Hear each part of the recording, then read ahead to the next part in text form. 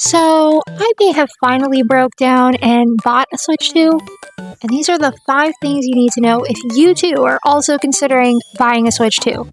So, let's get right into it. Oh, wait, but first, I gotta show you something. Look what I got the other day. It's so stinking cute. Okay, now into it.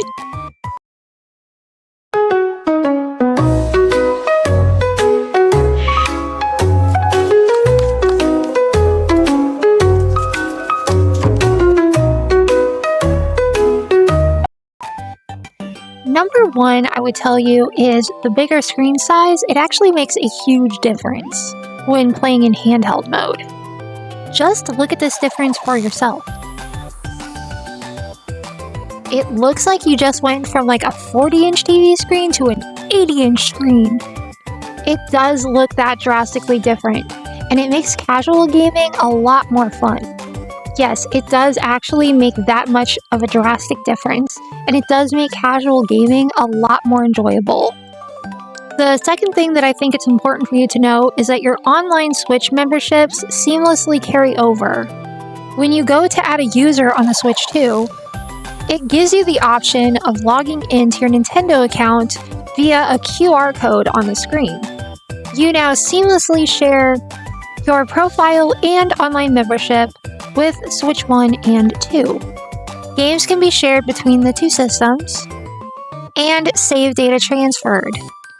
Same as if you were sharing data between a Switch and a Switch Lite. Number 3 is that Joy-Cons from the Switch 1 connect wirelessly to the Switch 2. They do not connect to the sides of the Switch 2 as they do on Switch 1s because there is a different way of connecting the Joy-Cons to the console. You can connect them wirelessly through the Change Grip Order submenu on the Switch 2.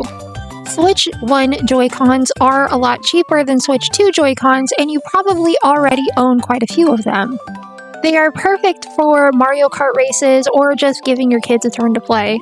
Keep those Switch 2 Joy-Cons new and on the console for handheld mode play. 4 is that the Switch 2 just feels much sturdier. Beefy in all the right ways. The Switch 2 Joy-Cons are attached to the sides of the console with strong magnets that don't just come detached like the Switch 1 Joy-Cons did using their rail system. And number 5, the last but not least thing, is that there is a USB-C port on the top and bottom of the system. This is great because you can both charge and use headphones like these Razer Pokemon Edition ones that I found at Target. They would typically only be used on computers or for online gaming, such as by plugging them into the tops of an Xbox controller or the like. Nice Nintendo W. Now for 3 bonus tips that are just good to know. The first tip is to buy or use a Switch 1 rechargeable controller when you can. Use them in place of Joy-Cons to keep the more expensive Joy-Cons newer longer. Bonus tip number 2 is to maybe get a grip if you plan on playing your Switch 2 in handheld mode much. Playing for about 2 hours from experience can get a bit uncomfortable. The system does dig into the palms a bit. I would recommend the Satisfy grip, #not sponsored. I have one for the Switch 1 that is actually pretty comfy to use. Also, the Switch 2 makes a model that can be docked, so you only need to worry about taking it off when you either want to fit it into a standard size Switch 2 carrying case or if you want to get those pesky grips detached from the sides.